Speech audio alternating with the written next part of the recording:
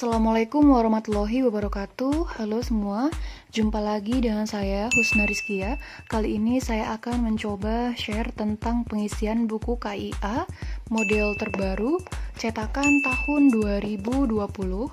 Nah, ketika kita buka, dia sudah ada P4K stikernya dan ini gratis, tidak dipungut biaya.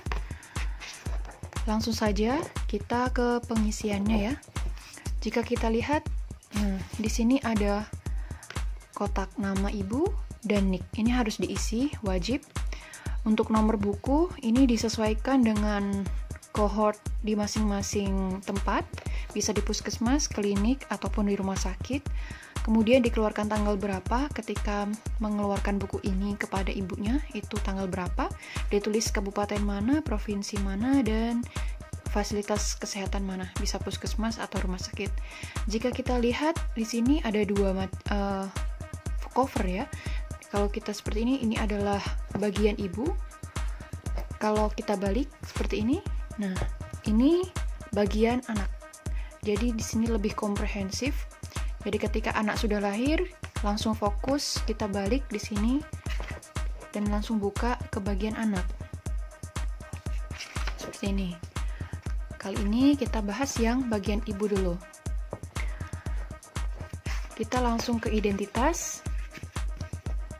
Nah, di identitas ini wajib diberi foto dan diisi nama ibu, nama suami, nik, nomor induk kependidikan, nomor induk kependudukan, wajib ya.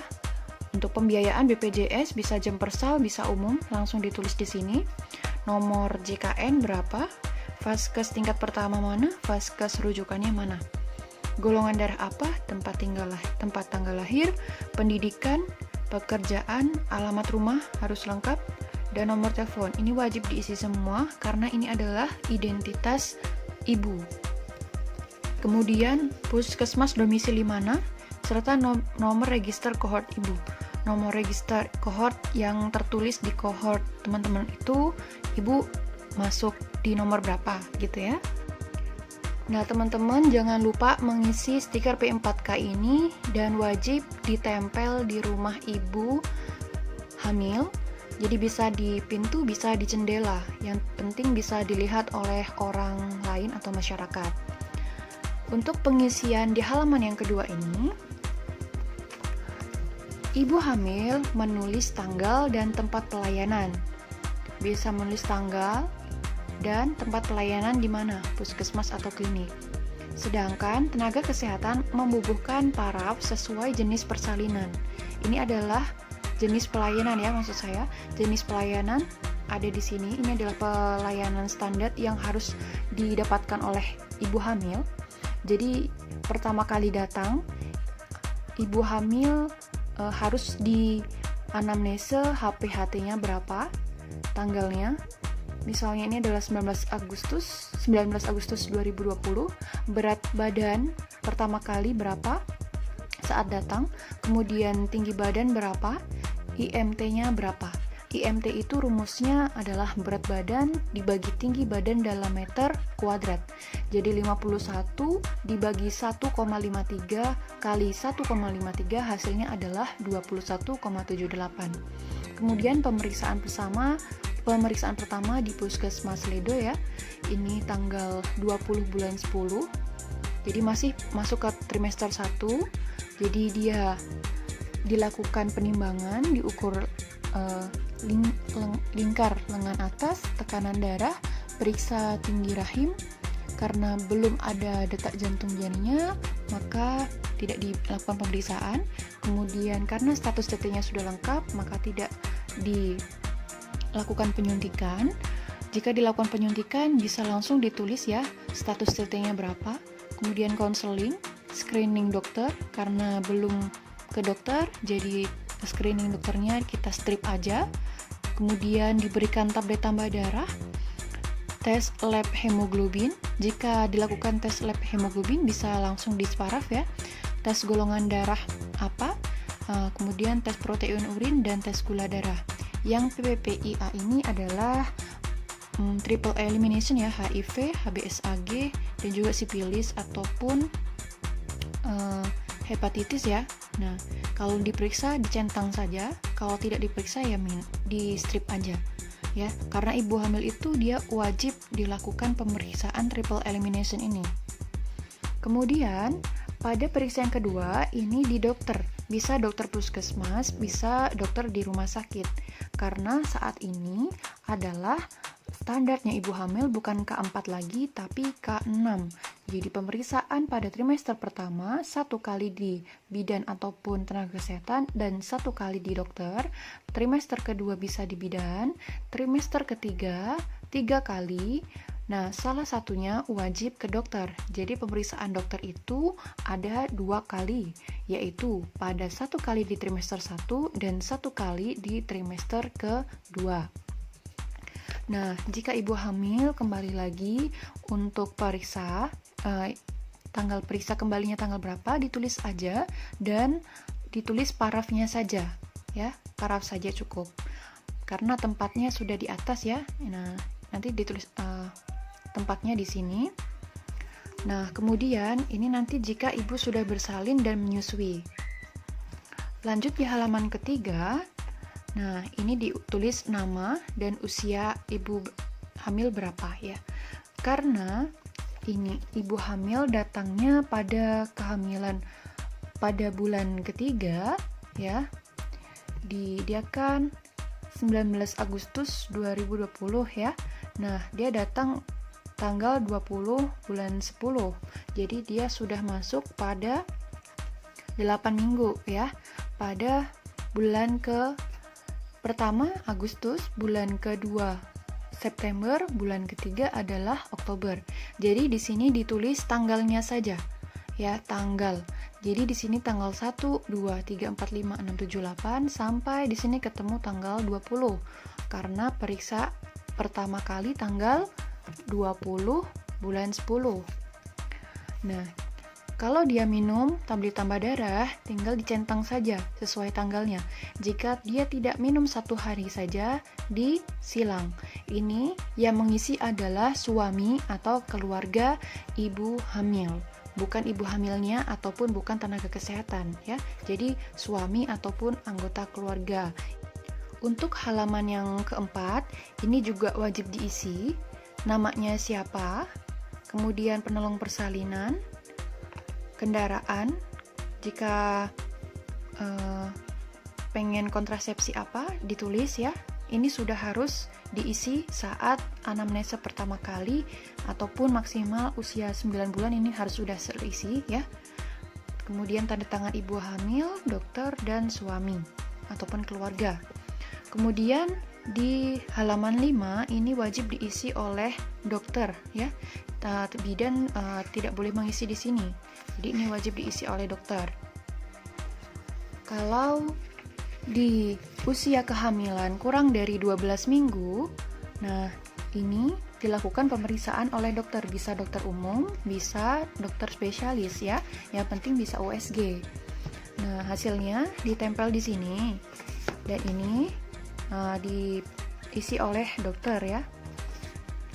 Di halaman selanjutnya kita buka yaitu pelayanan kehamilan berupa grafik evaluasi kehamilan. Ini diisi oleh bidan atau perawat ya. Jadi setiap kali ibu hamil datang itu wajib diisi. Nah, pengisian ini yang baru ya dari buku KIA yang tahun ini karena sebelumnya tidak ada. Nah, ini yang jadi inovasinya. Jadi, bidan tidak perlu repot-repot lagi mengisi panjang di sini. Ini tidak perlu diisi panjang-panjang hasil di sini, tidak perlu. Jadi cukup dilihat di sini saja pemantauan grafiknya. Ini sudah kelihatan ya. Nah, sebelum isi ini, kita harus mengisi dulu bagian ini. Jadi, bagian grafik peningkatan berat badan. Nah, sebelum kita isi grafik peningkatan berat badan, terlebih dahulu kita isi yang namanya BB, berat pra kehamilannya berapa. Karena berat sebelum hamilnya dia 51 kg, maka IMT-nya dihitung 21,8. 21,8 ini termasuk dalam IMT yang normal. 10,5 sampai 24,9. Ini adalah IMT yang normal. Maka rekomendasi peningkatan berat badan selama hamil selama 9 bulan itu minimal 11,5 kg sampai maksimal 16 kg. Jadi, maka tandanya itu adalah kuning seperti pink seperti ini ya. Nah, ini pink. Kita lihat tanda blok pink seperti ini. Nah, di sini adalah blok pink. Berarti normalnya di blok pink ini ya. Kemudian, misalnya kalau seandainya dia kek, itu kan IMT prakehamilannya kurang dari 18,5. Maka dia wajib berat badannya antara 12,5 sampai 18 kg. Di garis strip-strip hitam. Strip-strip hitam ini sampai strip-strip hitam yang ke bawah ini. Jadi di rentang inilah dia normalnya harus naik berat badannya selama 9 bulan. Kalau yang normal, yang blok pink, dia di blok pink ini yang normal. Kalau yang tanda strip-strip pink ini, dia yang agak obes ya, agak gemuk. Jadi kita lihat di sini strip-strip warna pink, strip-strip warna pink di sini. Jadi dia normalnya, rentangnya berat badan harus normal di sekitaran sini. Ya. Harus 7 sampai 11,5 kg. Kalau dia sudah obes, misalnya IMT-nya lebih dari 30, maka dia normalnya rekomendasi peningkatan berat badan selama hamil 5 sampai 9 kg aja, yaitu di garis biru, blok biru. Kita lihat blok biru di sini ya. Nah, jadi dia wajib untuk berat badannya segini aja, nggak boleh tinggi ataupun rendah. Jadi normalnya di sekitaran garis hijau ini. Kemudian kita lanjut ke halaman selanjutnya. Di grafik evaluasi kehamilan diisi oleh bidan ya tadi, dan ini diisi pada saat sudah TFU-nya sudah terlihat ya, mulai dari 12 minggu ke atas. 12 minggu ke atas. Jadi kalau belum 12 minggu mungkin di catatan bidan tersendiri saja ya. Nah, karena di sini grafiknya cuma mulai dari 12 minggu. Untuk di sini ditulis target kenaikan berat badannya berapa? Karena tadi normal ya, 11,5 sampai 16 kg, dicentang di sini juga. Jadi dia tanggal 16 bulan 1, dia usia kehamilannya sekitar 5 bulan. Jadi kita isi langsung pakai penggaris di sini. DJJ tanda silang. Karena dia sudah terdengar detak jantungnya, tanda silang di sini 135-an di sini. Kemudian TFU, dia TFU-nya berapa? Karena dia TFU-nya sekitar, ini kan 5 cm ya, berarti 6 cm, bisa di sini. Untuk memudahkan, teman-teman bisa tulis 6 cm di sini. Bisa tulis di sini 135 cm juga, ya. Bisa ditulis tidak apa-apa. Kemudian, setiap bulannya seperti ini. Jadi kita tarik garis, bisa lihat kalau dia normal atau tidak, gitu ya. Detak jantungnya melebihi 160 atau tidak. Kemudian TFU-nya lebih atau tidak gitu ya. Lihat di sini semuanya. Kemudian ini isinya lurus aja biar kelihatan nanti ngeceknya. Kemudian di nadi dan tekanan darah. Nadi dan tekanan darah diisi seperti ini panah, sama kayak partograf ya. Nadi titik. Jadi kalau dia usianya 19 minggu ya di sini. Nah, 19 minggu di sini dilurus-lurusin aja ya. Jadi kira-kira jadi di sini 19 minggu. Kemudian jika sudah merasakan gerakan janin ditulis plus aja. Seperti itu. Begitu selanjutnya. Kita bisa lihat perkembangannya setiap bulan, langsung ditulis di sini tanggal periksa dan pemeriksaan. Nama pemeriksanya siapa, seperti itu. Kemudian di halaman selanjutnya, halaman 9, ini pelayanan dokter yang kurang dari 20 minggu ya. Jika dia kurang dari 20 minggu periksa, maka ini harus diisi ya. Ini dokter yang menulis ya. Nih, untuk pelayanan dokter selanjutnya di halaman 10 dan 11. Ini usia kehamilan 32 sampai 36 minggu. Kalau belum mencapai usia segini ya jangan diisi dulu ya. Dan khusus di halaman 11 ini pelayanan oleh dokter spesialis ya. Jadi ini diisi, jika ada hasilnya tulis aja di sini. Jika ada lembaran lain mungkin seperti kayak seperti ini dari apotek mana gitu, ditulis di sini aja sebagai lampiran, tidak masalah. Nah, kemudian ini kalau bersalin ya diisi kalau sudah bersalin. Nah, ini nanti kalau sudah dilakukan persalinan, kemudian pemeriksaan kehamilan ini diisi, dicentang oleh ibu hamil ya, teman-teman. Jadi dicentang. Ini ibu hamilnya yang centang, bukan tenaga kesehatannya ya. Kemudian sudah, ini bacaan untuk ibu hamil saja ya. Untuk pengisian buku KIA mungkin cukup sekian, semoga bermanfaat.